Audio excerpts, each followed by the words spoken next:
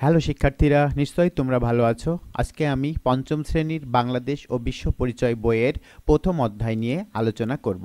আজকে আমাদের আলোচ্য বিষয় বাংলাদেশের ঐতিহাসিক স্থান ও নিদর্শন। চলো আমরা আলোচনাটি শুরু করি।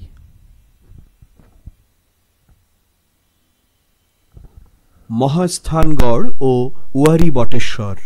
বাংলাদেশে অনেক গুরুত্বপূর্ণ ঐতিহাসিক স্থান ও নিদর্শন আছে। এই নিদর্শনগুলো থেকে আমরা অতীতের সংস্কৃতি ও সভ্যতা সম্পর্কে জানতে পারি।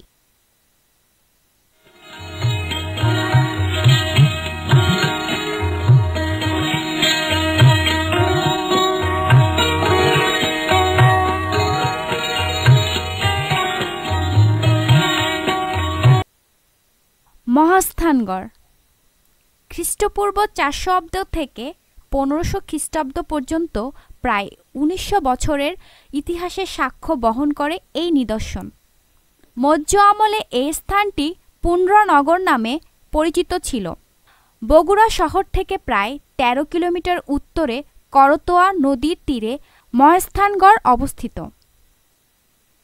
এখানে প্রাপ্ত নিদর্শনগুলোর মধ্যে রয়েছে চওড়া খাদ বিশিষ্ট প্রাচীন দুর্গ, প্রাচীন ব্রাহ্মী শিলালিপি, মন্দিরসহ অন্যান্য ধর্মীয় ভগ্নাবশেষ, পোড়ামাটির ফলক, ভাস্কর্য, ধাতব মুদ্রা, পুঁতি, 3.35 মিটার লম্বা খোদাই পাথর।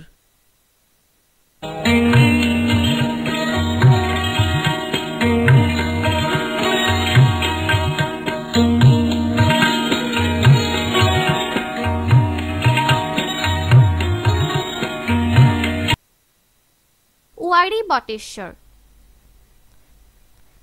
নরসিংদী জেলার ওয়ারী ও বটেশ্বর নামক দুটি গ্রামে খ্রিস্টপূর্ব 450 অব্দের মৌর্য আমলের নিদর্শন পাওয়া গেছে। এই সভ্যতাটি সমুদ্র বাণিজ্যের সাথে সম্পর্কিত ছিল। প্রাচীন নগর সভ্যতার নিদর্শন স্বরূপ এখানে প্রাচীন রাস্তাঘাটও পাওয়া গেছে। এখানে প্রাপ্ত জিনিসের মধ্যে রয়েছে রৌপ্য মুদ্রা, হাতিয়ার এবং পাথরের পুঁতি। এসো বলি। প্রাচীন নিদর্শনগুলো রক্ষা করার প্রয়োজন কেন, শিক্ষকের সহায়তায় আলোচনা করো। জাদুঘরের সংরক্ষিত নিদর্শনগুলো থেকে আমরা কি জানতে পারি? এসো লিখি। পাথরে খোদাই করা বুদ্ধের দণ্ডায়মান চিত্রটি লক্ষ্য করো। যারা এটা দেখেনি তাদের জন্য এটি সম্পর্কে বর্ণনামূলক একটি রচনা লেখো। আরও কিছু করি। পর্যটকদের জন্য মহাস্থানগড়ের একটি আকর্ষণীয় পোস্টার তৈরি করো। মহাস্থানগড়ের কোন কোন জিনিস মানুষকে আকৃষ্ট করবে? যাচাই করি। উপযুক্ত শব্দ দিয়ে শূন্যস্থান পূরণ করো। দুটি নিদর্শনই খ্রিস্টপূর্ব 400 অব্দের কাছাকাছি মৌর্য সাম্রাজ্য। দুটি নিদর্শনই খ্রিস্টপূর্ব 400 অব্দের কাছাকাছি মৌর্য সাম্রাজ্যের ইতিহাস বহন করে। পাহাড়পুর ও ময়নামতি।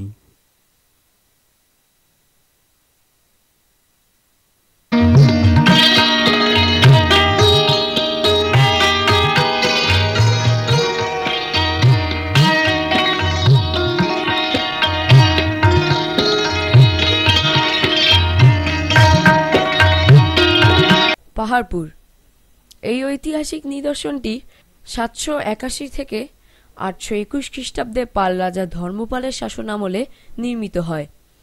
পাহাড়পুর রাজশাহী বিভাগের নওগাঁ জেলায় অবস্থিত। এখানে 24 মিটার উঁচু গড় রয়েছে। এটি সোমপুর মহাবিহার নামেও পরিচিত। এই চমৎকার বৌদ্ধ বিহারের চারপাশে 177টি গোপন কুঠুরি আছে। এছাড়া এখানে মন্দির, রান্নাঘর, খাবার ঘর এবং পাকা নর্দমা আছে।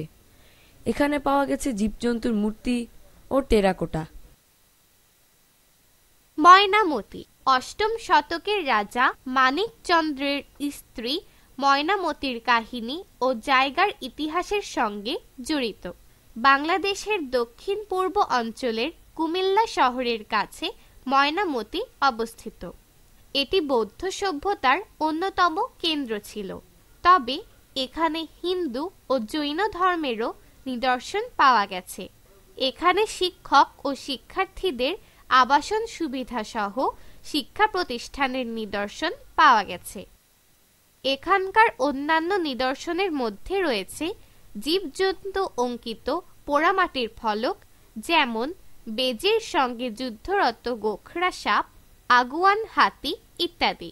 এখানকার জাদুঘরে বিভিন্ন মুদ্রা ও পাথরের ফলকের নিদর্শনও আছে।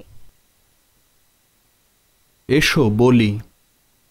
পাহাড়পুর ও ময়নামতির মধ্যে কোন স্থানটি তোমরা দেখতে যেতে চাও তা জোড়ায় আলোচনা করো। স্থানটি দেখতে যাওয়ার কারণগুলো কি কি? কিভাবে তোমার পরিবারের সদস্যদের এই স্থানটিতে যেতে রাজি করাবে? এসো লিখি। ছবিতে দেওয়া এই চমৎকার পোড়ামাটির ফলকটি পাহাড়পুরে পাওয়া গেছে। পর্যটকদের উদ্দেশ্যে প্রকাশিত লিফলেটের জন্য ফলকটি সম্পর্কে একটি উপযুক্ত বাক্য তৈরি করো। আরও কিছু করি। মনে করো তুমি একজন প্রত্নতাত্ত্বিক এবং তুমি পাহাড়পুর আবিষ্কার করেছ। সেখানে খনন করার পর তুমি যা যা খুঁজে পেতে পারো সেগুলোর বর্ণনা দাও। যাচাই করি। নিচের নিদর্শনগুলো বিভিন্ন ঐতিহাসিক স্থানে পাওয়া গেছে। যে বিষয়টি যে স্থানের ছকে সে অনুযায়ী লিখো।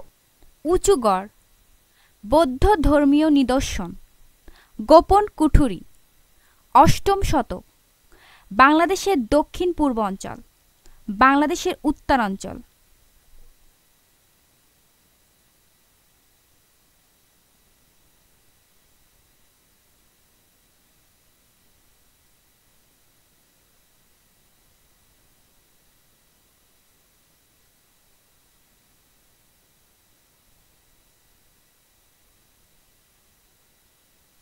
পাহাড়পুরের মাটি খুঁড়ে যেসব নিদর্শন পাওয়া গেছে তার কয়েকটি ছবি নিচে দেয়া হলো।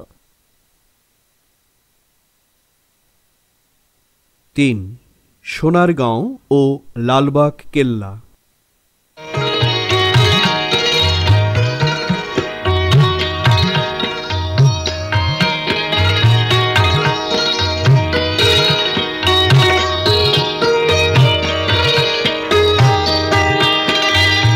সোনারগাঁও। সোনারগাঁও ও লালবাগ কেল্লা ১৭ শতকের ইতিহাসের নিদর্শন। সোনারগাঁও ঢাকার দক্ষিণ পূর্ব দিকে নারায়ণগঞ্জ জেলায় মেঘনা নদীর তীরে অবস্থিত। সোনারগাঁও প্রাচীন বাংলার মুসলমান সুলতানদের রাজধানী ছিল। এখনও সেখানে সুলতানি আমলের অনেক সমাধি রয়েছে, যার একটি গিয়াসউদ্দিন আজম শাহের মাজার। ১৬১০ সালে এক যুদ্ধে ঈসা খাঁর পুত্র মুসা খাঁ পরাজিত হওয়ার পর সোনারগাঁওয়ের পরিবর্তে ঢাকায় রাজধানী স্থাপন করা হয়। ১৯ শতকে হিন্দু বণিকদের সুতা বাণিজ্যের কেন্দ্র হিসেবে এখানে পানাম নগর গড়ে ওঠে। সোনারগাঁওয়ের গৌরব ধরে রাখার জন্য শিল্পাচার্য জয়নুল আবেদিন ১৯৭৫ সালে এখানে একটি লোকশিল্প জাদুঘর প্রতিষ্ঠা করেন। লোকশিল্প জাদুঘরটি বাংলাদেশের অন্যতম পর্যটন কেন্দ্র।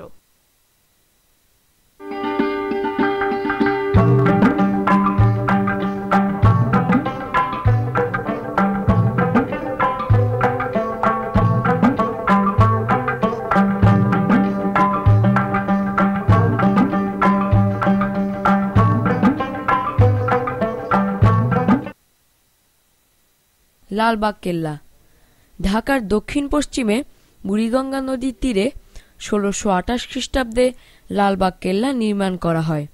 আওরঙ্গজেবের পুত্র শাহজাদা মোহাম্মদ আজম শাহ এই দুর্গটি নির্মাণ কাজ শুরু করলেও শেষ করতে পারেননি। দুর্গটি সম্পূর্ণ ইটের তৈরি। দুর্গের মাঝখানে খোলা জায়গায় মুঘল শাসকগণ তাঁবু টানিয়ে বসবাস করতেন। দুর্গের দক্ষিণে গোপন প্রবেশপথ এবং একটি ৩ গম্বুজ বিশিষ্ট মসজিদ রয়েছে। এটি বর্তমানে জাদুঘর হিসেবে ব্যবহৃত হয়। এসো বলি। মানুষ কেন যুগে যুগে নদীর ধারে গুরুত্বপূর্ণ শহর নির্মাণ করেছে? শিক্ষকের সহায়তায় আলোচনা করো।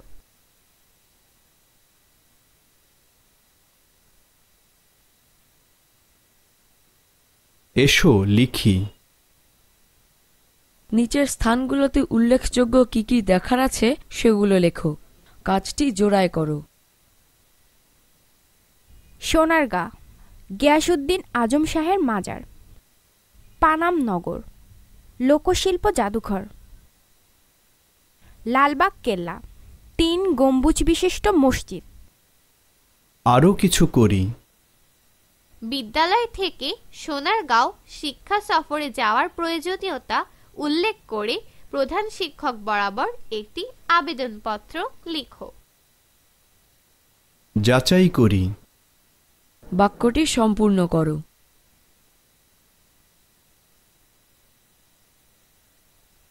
সোনারগাঁওয়ের নির্মাণকাল 17 শতাব্দী। এ সময় মুসলমান শাসকেরা ক্ষমতায় ছিলেন। আহসান মঞ্জিল।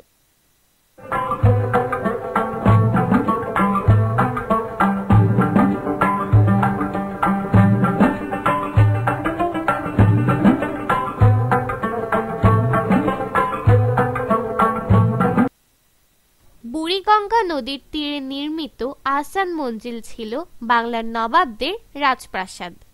মুঘল আমলে বরিশালের জামালপুর পরগনার জমিদার শেখ এনায়েত উল্লাহ এ প্রাসাদটি তৈরি করেন। 18 শতকে তার পুত্র শেখ মতিউল্লাহ বাণিজ্যিক কেন্দ্র হিসেবে ব্যবহারের উদ্দেশ্যে প্রাসাদটি ফরাসি বণিকদের কাছে বিক্রি করে দেন। 1830 সালে খাজা আলিম উল্লাহ ফরাসিদের নিকট থেকে প্রাসাদটি ক্রয় করে এটিকে আবার প্রাসাদে পরিণত করেন। এই প্রাসাদের উত্তর ও দক্ষিণে রয়েছে লম্বা বারান্দা। এছাড়া রয়েছে জলসাঘর, দরবার হল, রংমহল। আহসান মঞ্জিল বাংলাদেশের একটি উল্লেখযোগ্য স্থাপত্য নিদর্শন। জমিদারি প্রথার বিলুপ্তি ঘটলে এই ভবনটি তার ঐতিহ্য হারায়। 1985 সালে বাংলাদেশ সরকার প্রাসাদটির তত্ত্বাবধানের দায়িত্ব নেওয়ার পর তার প্রাচীন ঐতিহ্য ফিরিয়ে আনা হয়। 1888 সালের টর্নেডোতে ভবনটি ক্ষতিগ্রস্ত হয়, কিন্তু পরে তা আবার মেরামত করা হয়। বর্তমানে এটি জাদুঘর হিসেবে ব্যবহৃত হচ্ছে। এসো বলি। প্রাচীন স্থাপনাগুলো রক্ষণাবেক্ষণে প্রচুর অর্থ ব্যয় হয়। তারপরও সেগুলোর সংরক্ষণ করা উচিত কিনা এ নিয়ে শ্রেণীতে একটি বিতর্ক আয়োজন করো। বিতর্কে 2টি দল পক্ষে ও বিপক্ষে বলবে। তোমার দলের পক্ষে সবচেয়ে ভালো যুক্তি উপস্থাপন করো। এসো লিখি। এই অধ্যায়ে 4টি ভিন্ন ভিন্ন সময়ের ঐতিহাসিক স্থাপনা নিয়ে আলোচনা করা হয়েছে। প্রতিটি সময়ের পাশে সেই সময়ের উল্লেখযোগ্য ঘটনাগুলো লেখো। কাজটি জোড়ায় করো। সময় যা ঘটেছে: খ্রিস্টপূর্ব 400 অব্দ, গিয়াসউদ্দিন আজম শাহের মাজার। 800 খ্রিস্টাব্দ, লোকশিল্প জাদুঘর। 17 শতক, 3 গম্বুজ বিশিষ্ট মসজিদ। 19 শতক, আহসান মঞ্জিল। আরও কিছু করি। এই অধ্যায়ে যে 4টি সময় নিয়ে আলোচনা করা হয়েছে তার ঘটনাপঞ্জি তৈরি করো। প্রতিটি সময়ের উল্লেখযোগ্য স্থান ও নিদর্শনগুলোর ছবি দাও। যাচাই করি। নিচের অংশ পড়ে ঐতিহাসিক স্থান ও নিদর্শনগুলোর নাম লেখো। ক. মৌর্য আমলে এই স্থানটি পুণ্ড্রনগর নামে পরিচিত ছিল। মহাস্থানগড়। খ. এখানে প্রাপ্ত জিনিসের মধ্যে রয়েছে রৌপ্য মুদ্রা, হাতিয়ার এবং পাথরের পুঁতি। ওয়ারী বটেশ্বর। গ. এখানকার জাদুঘরে বিভিন্ন মুদ্রা ও পাথর ফলকের নিদর্শনও আছে। ময়নামতি। ঘ, দুর্গের দক্ষিণে গোপন প্রবেশপথ এবং একটি 3 গম্বুজ বিশিষ্ট মসজিদ রয়েছে। লালবাগ কেল্লা। প্রিয় শিক্ষার্থীরা, আজকের ভিডিও ক্লাস এই পর্যন্তই। পরবর্তী ভিডিও ক্লাস দেখার আমন্ত্রণ জানিয়ে আমি আজকের মতো এখানে শেষ করছি। ধন্যবাদ সবাইকে।